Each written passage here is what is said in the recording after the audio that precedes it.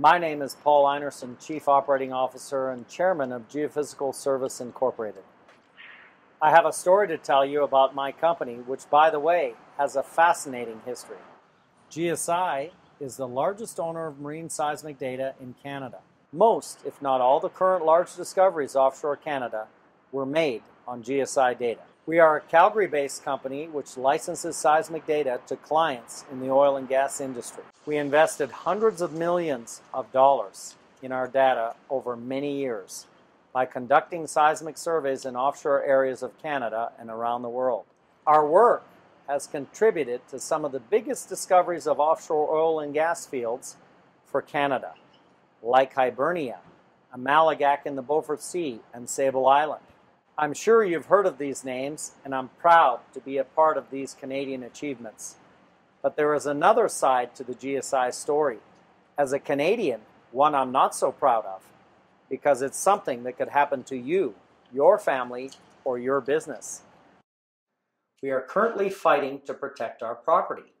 I believe when you own something, no one should be able to take it from you or use it without your permission, don't you?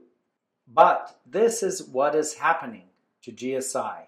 We are fighting for what we see as the expropriation without compensation of our intellectual property. Who is doing this? For one, it's the government, our government, and government agencies, both at the federal and provincial levels.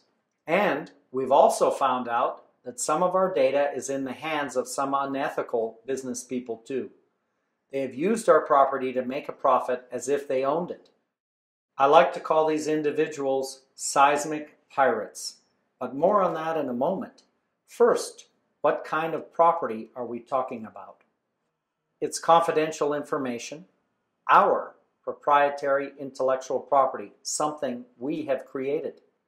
In this digital day and age, of course, we hear a lot about that, especially people stealing someone's personal or business information over the internet.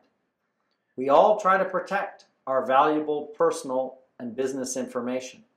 In this case, the property I'm talking about is the seismic data GSI has collected offshore Canada for decades. This is what GSI licenses to bring revenue into the company. This is our property. We have created it. It's the same principle as creating a work of art. Then you see it used by someone else claiming it as their own. I think most of us would be outraged by that. People who are unwilling to create their own work take the hard work of others every day and pass it off as their own. I personally know of someone who took their original artwork to a printing shop to have prints made so she could sell them. Later on, she discovered that very same artwork was posted on the printer's website, free for anyone to come and get. She never gave the print shop owner permission to keep any of the reproductions of her artwork, let alone post it online, or use it to promote the printing company. And of course, she was never given anything for it. This is a good example of exactly what the GSI fight is all about. Now that everything has gone digital, it's easier to copy someone else's work. And it's harder to find out who has done that and who is using it without our permission and without paying for it. It's a complex issue, but let me explain it in simple terms. Let's take the case of what GSI is up against in the province of Newfoundland and Labrador.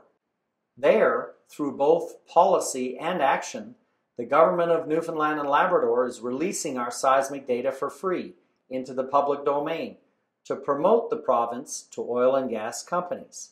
But we maintain that data still belongs to GSI, and releasing it interferes in GSI's ability to license the data, as this is how GSI makes its living.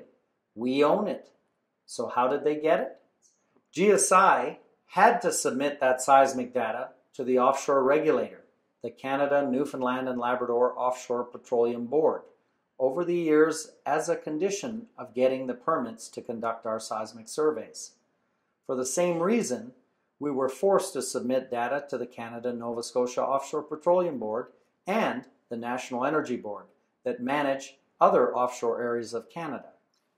The offshore boards, we believe improperly, created a time frame within which they would keep this seismic data confidential. And after that, they claimed they could make it available to be shown or viewed by those in the industry interested in exploration. They claimed, again we believe improperly, they were acting just like a library lending out books. That's what we were told. We saw it as the government trying to get around the copyright laws of Canada. But we found out our data was actually being copied by the boards, scanned by the boards to JPEG and TIFF files, and sent to copy companies by the boards. They were not acting like a library at all, as they claimed. In 3 or 4 cases, our data was even being copied and sold by other seismic data firms like GSI, who license data to third parties. We've also found GSI's customers doing the same thing. Then, in 2010, Newfoundland and Labrador announced changes to the way that data was being stored and released, moving from paper files to digital ones. It was called modernizing to keep pace with the digital age. This was the spin put on it. But that just made matters worse, making it easier for anyone to get that data and expanding the disclosure from the paper copy to the very digital formats the GSI licenses to its customers. This amounts to expropriation. I feel like the Newfoundland Petroleum Board and provincial government are trying to put me out of business. I was so outraged by this, I canceled plans to conduct a $10 million seismic survey off Newfoundland. All Premier Dunderdale could do is tell me that this was for the greater good. A private Canadian company, the only one in this market like GSI, should be supported by government policies. Instead, it's just the opposite. Over the years, GSI has invested hundreds of millions of dollars in promoting the offshore to oil and gas companies. This has attracted billions of dollars in investment, provided economic growth and thousands of jobs for people in the Maritimes. GSI has been a good corporate citizen. GSI cooperated to assist research, to further scientific knowledge, and to provide a year-round and consistent seismic service year in and year out, which never existed in Canada. But now we are forced to go to the courts to protect and recover what was rightfully ours in the first place, and struggle to even stay in business. What we are looking for is simply justice. We want our property back and to be paid for the unauthorized use of it. I invite you to learn more about the GSI fight because it's an issue that's important to all Canadians. My message is that this could happen to anyone who creates, invents, or owns property.